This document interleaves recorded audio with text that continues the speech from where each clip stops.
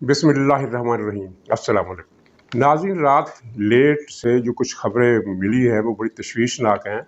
पाकिस्तान के लिए भी और जमहूरी निज़ाम के लिए भी, कि इमरान खान ने एक प्लान बनाया है और उसके लिए पख्तूनख्वा से एक खेप इस्लामाबाद पहुंचा दी गई है गुंडों की, और उनमें कुछ लोग हो सकता है, इतला नहीं है लेकिन अंदाज़ा है और बल्कि गुमान गालिब है कि उसमें टीटीपी के भी बहुत सारे लोग शामिल होंगे, जिनके ज़िम्मे ये ड्यूटी लगाई गई है कि कल सुबह 10 बजे से पहले पार्लियामेंट लाजिस और सिंध हाउस का मुहासरा कर लेना और किसी को बाहर नहीं आने देना है,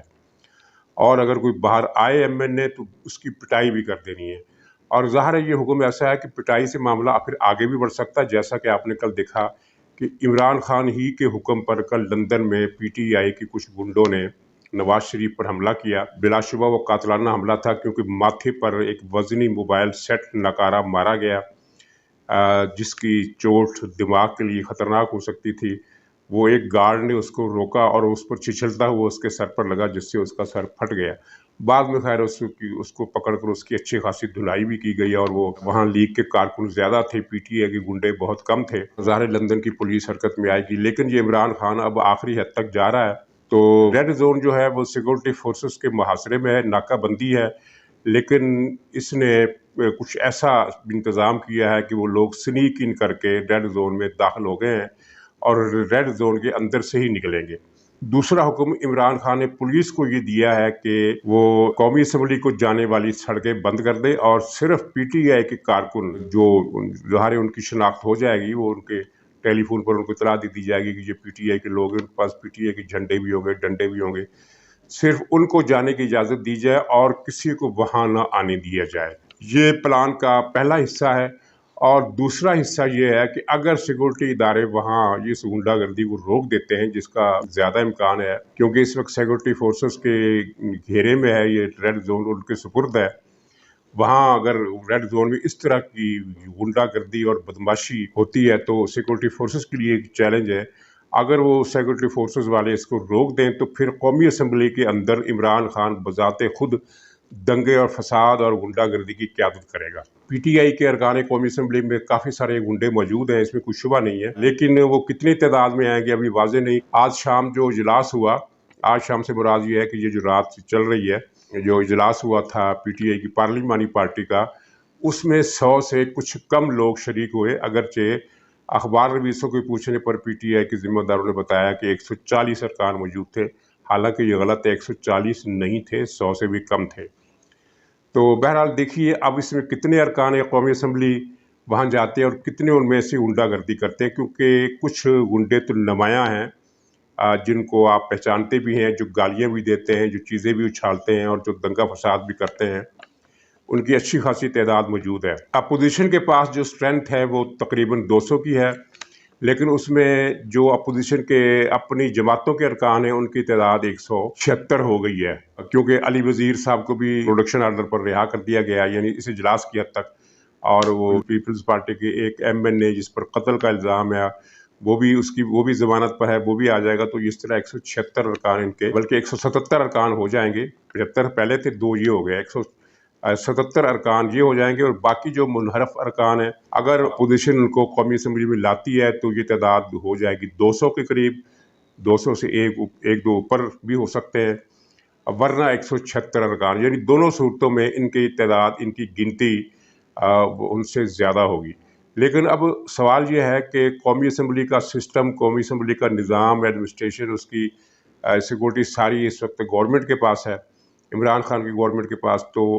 ये हो सकता है कि तलाशी के दौरान जो अपोजिशन के एमएनए वो तो खाली हाथ आएँ, लेकिन पीटीआई के गुंडे अपनी जेबों में पत्थर या कोई ऐसी नोकदार चीज़ें लेकर ईवान में दाखिल हों। और ये इनकी प्लानिंग जो है वो, इसकी पूरी रिपोर्ट आ चुकी है कि कौमी असम्बली के अंदर इमरान खान बजाते खुद इस गुंडागर्दी को डिक्टेट करेगा, उस गुंडागर्दी की रहनुमाई करेगा और आर्डर करेगा। उसी के कहने पर हर तरह की गुंडागर्दी चलेगी कि वो इमरान खान आर्डर देगा कि फलां उनको मारो, फलां को पीटो, फलां का गिरबान पकड़ लो, फलां का सर फाड़ दो। तो ये सब कुछ इमरान खान जानबूझकर कर रहा है, और इसका इशारा आपको एक बैनर से मिलेगा جو پی ٹی آئی کے اسلام آباد کے کارکنوں نے مظاہرہ کیا، اس مظاہرے میں لکھا ہوا تھا کہ عمران خان یا ماشاء اللہ تیسری کوئی چیز ہمیں منظور نہیں ہے۔ تو مطلب یہ ہے کہ یہ غنڈہ گردی کا ایک مقصد ہے کہ اس طرح کا کوئی معاملہ، اس طرح کا کوئی سنگین واقعہ ہو جائے کہ ماشاء اللہ لگ جائے۔ ان کی مظاہروں کی خبر ہے، وہ بڑی دلچسپ ہے کہ اس نے عمران خان نے کل بھی اپیل کی تھی، آج بھی اپیل کی کہ آج اور کل 2 دن مظاہرے کیے جائیں، اور آج تراویح کی نماز کے بعد پاکستان کے ہر شہر میں مظاہرے کیے جائیں، لیکن ابھی تک 3 یا 4 شہروں کے علاوہ کہیں سے بھی کوئی مظاہرے کی خبر نہیں آئی ہے۔ اور جو جن شہروں میں مظاہرے ہوئے ہیں ان میں 15 یا 20 اتنے اس سے زیادہ لوگ نہیں ہیں۔ صرف لاہور میں جو آج دن کو مظاہرہ ہوا تھا اسمبلی ہال کے باہر، اس میں 30 سے 35 لوگ تھے۔ اس میں ایک نعرہ فوج کے خلاف لگایا کہ جو بزدل چوکیدار ہے وہ غدار ہے، غدار ہے، یعنی فوج کو انہوں نے غدار قرار دے دیا۔ بزدل چوکیدار کس معنی میں کہا جا رہا ہے؟ صرف اس لیے کہ جنرل باجوہ نے کل جو سیکورٹی ڈائلاگ کا دوسرا سیشن تھا اس سے خطاب کرتے ہوئے یہ کہا کہ روس نے یوکرائن پر جو حملہ کیا ہے یہ جارحیت ہے، اس کو بند ہونا چاہیے۔ اس سے زیادہ انہوں نے کوئی بات نہیں کی، اور یہ پاکستان کا اصولی موقف ہے، چاہے باجوہ صاحب آرمی چیف ہوں یا کوئی اور صاحب ہوں یا وزیر اعظم کوئی بھی ہوں، دفتر خارجہ کوئی بھی ہو، پاکستان کا یہ اصولی موقف ہے کہ وہ ہر طرح کی جارحیت کی مخالفت کرتا ہے۔ پاکستان کے لیے یہ ممکن نہیں ہے، بلکہ دنیا کے کسی بھی جمہوری ملک کے لیے یہ ممکن نہیں ہے کہ وہ ایک ملک پر جارحیت کی مذمت کرے اور دوسرے ملک پر جارحیت کو قابل قبول یا قابل تعریف قرار دے، یہ ممکن نہیں ہے۔ تو صرف اس بنیاد پر، لیکن اصل غصہ کچھ اور ہے کہ یہ امپائر جو ہیں، یہ فوج جو ہے وہ سیاست سے ہٹ کیوں گئی ہے، دور کیوں ہو گئی ہے، اور غیر جانبدار کیوں ہو گئی ہے، ہمیں بچانے کیوں نہیں آ رہی۔ اور عمران خان کی تقریر جو اس نے کل کی ہے، وہ عوام کے ساتھ ٹیلی فون کا جو ڈرامہ کرتا ہے، عوام کا کوئی فون نہیں ہوتا، اس کے اپنے پلانٹڈ لوگ بیٹھے ہوتے ہیں، انہی کے سوال انہی کی جواب۔ تو اس میں بھی اس نے کہا ہے کہ میرے خلاف جو سازش ہوئی ہے ان میں جو لوگ شامل ہیں، افسوس ہے کہ میں ان کا نام نہیں لے سکتا۔ مطلب یہ ہے کہ ایک تو امریکہ کا نام تو اس نے لے دیا، یہ سارا جھوٹ ہے، اور فوجی قیادت نے کل پھر عمران خان کو یہ پیغام دیا ہے کہ ہمیں آپ کے خلاف کسی قسم کی غیر ملکی سازش کا کوئی ثبوت، کوئی سراغ نہیں ملا۔ اگر آپ کے پاس کوئی ثبوت ہے تو ہمیں دیں، لیکن عمران خان کے پاس کوئی ثبوت ہو تو دے۔ اس کا تو زندگی کا اوڑھنا بچھونا ہی جھوٹ ہے، اور جھوٹ پر وہ چل رہا ہے۔ نہ امریکہ نے کوئی سازش کی، خط کی جو 3 بنیادی جھوٹ تھے وہ فوج 2 دن پہلے سیکورٹی کمیٹی کے یہ مشترکہ اعلامیے میں ثابت ہو چکا ہے کہ نہ کوئی سازش ہے، نہ کوئی غیر ملکی فنڈنگ ہے، صرف ایک غیر ملکی افسر کے یا وزیر ہے یا ڈپٹی وزیر ہے جو بھی ہے، اس سے یہ منسوب کیا گیا ہے کہ اس نے پاکستان کی خارجہ پالیسی کے حوالے سے غیر سفارتی زبان میں گفتگو کی۔ ظاہر ہے اس نے کوئی پاکستان کی خارجہ پالیسی پر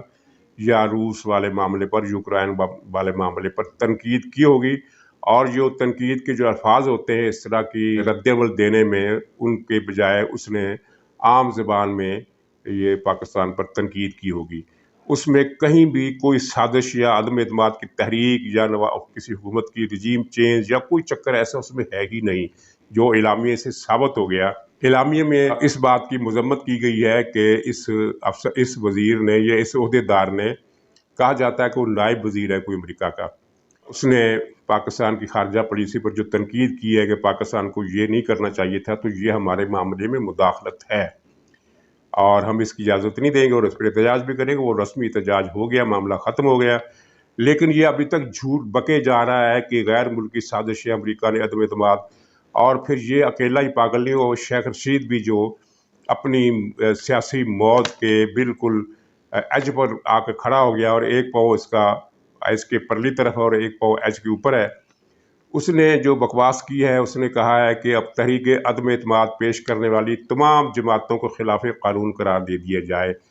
یہ بات آپ نے دنیا میں سے پہلے کسی وزیر سے نہیں سنی ہوگی۔ ظاہر ہے کہ دماغ جو ہے اس کا ہل گیا ہے، اور ویسے بھی 70-72 سال سے اس کی عمر اوپر ہو چکی ہے، 73-74 سال کی عمر ہے اس کی۔ تو اس عمر میں جتنا اس نے یعنی زندگی میں بد اعتدالی، جس کا ذکر بھی مناسب نہیں کی ہے، اور جس طرح کے نشے استعمال کیے ہیں، اس کے بعد اس کی دماغ کی چولیں ڈھیلی ہو چکی ہیں۔ تو ناظرین، یہ عمران خان کے 2 پلاننگ ہیں۔ اب اس میں جو ریڈ زون کا جو معاملہ ہے، وہ تو میرا خیال ہے کہ سیکورٹی فورسز امن کو برباد کرنے کی کوشش اجازت نہیں دیں گی، اس لیے کہ وہ پہلے ہی ریڈ زون کو اپنی نگرانی میں لے چکے ہیں اور اب جو ہوگا الزام ان پر آئے گا۔ اب سوال یہ پیدا ہوتا ہے کہ اجلاس کے اندر کیا حکمت عملی اختیار کی جائے گی۔ مجھے اطلاع ملی ہے اپوزیشن کے ذرائع سے تھوڑی دیر پہلے کہ اپوزیشن کو بھی اس پلان کی پوری تفصیلات کا پتہ چل گیا ہے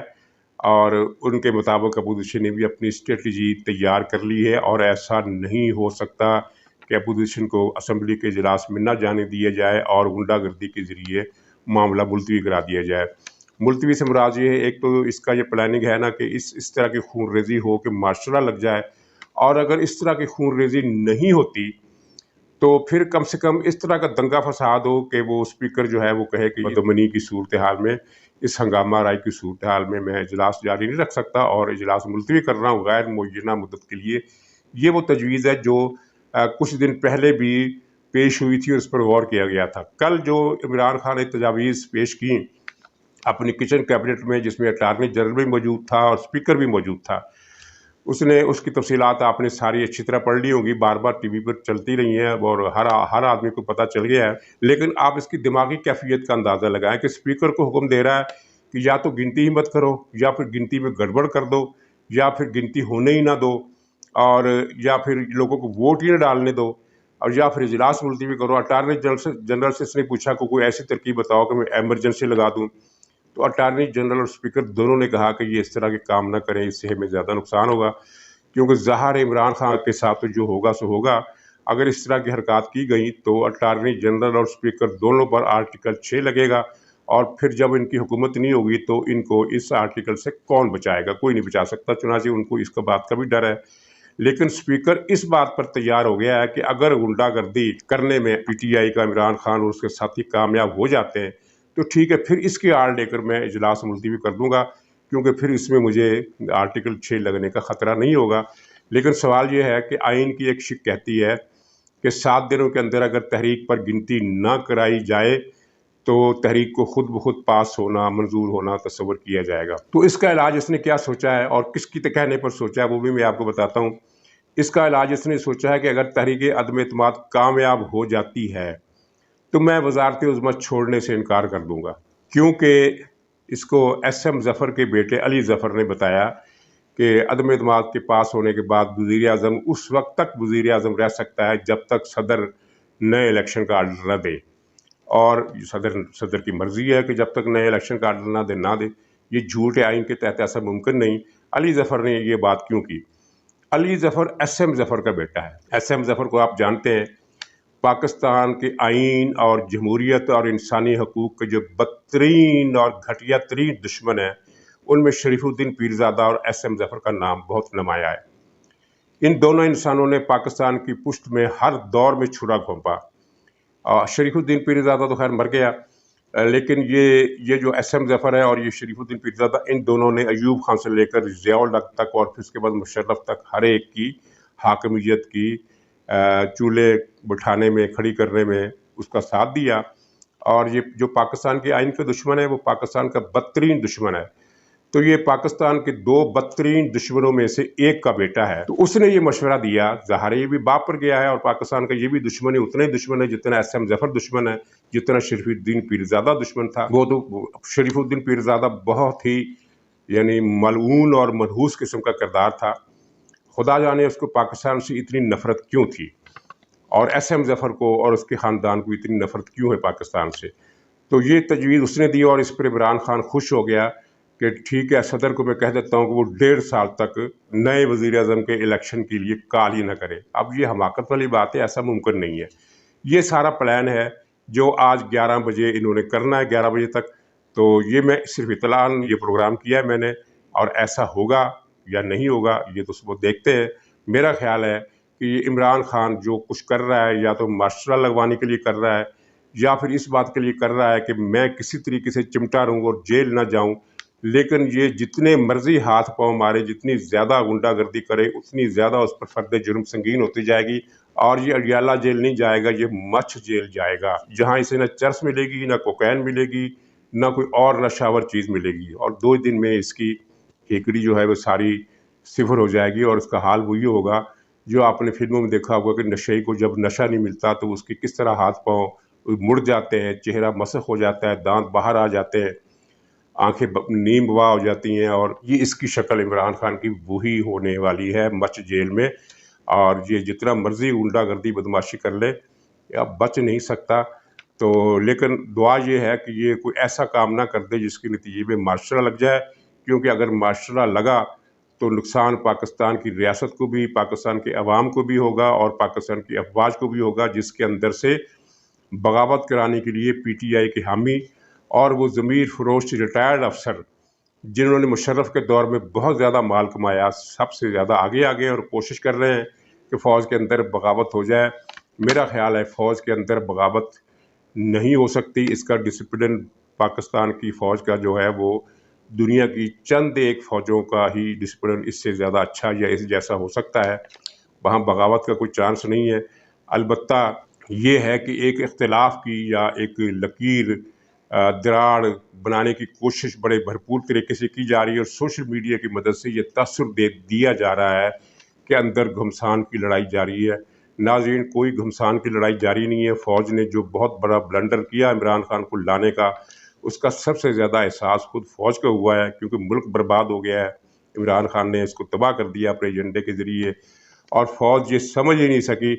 کہ عمران خان کے پیچھے یہودیوں اور بی جے پی کی لابی سرگرم ہے۔ آج بھی آپ دیکھیں تو بھارت کی انتہا پسند حلقوں میں صف ماتم برپا ہے کہ عمران خان کی حکومت ختم ہونے والی ہے۔ ناظرین، اجازت دیجیے، انشاءاللہ کل دوبارہ ملاقات ہوگی، اور اس میں امید ہے بہت ساری نئی باتیں آپ کو بتانے کے لیے ملیں گی انشاءاللہ تعالی۔ اجازت دیجیے، خدا حافظ۔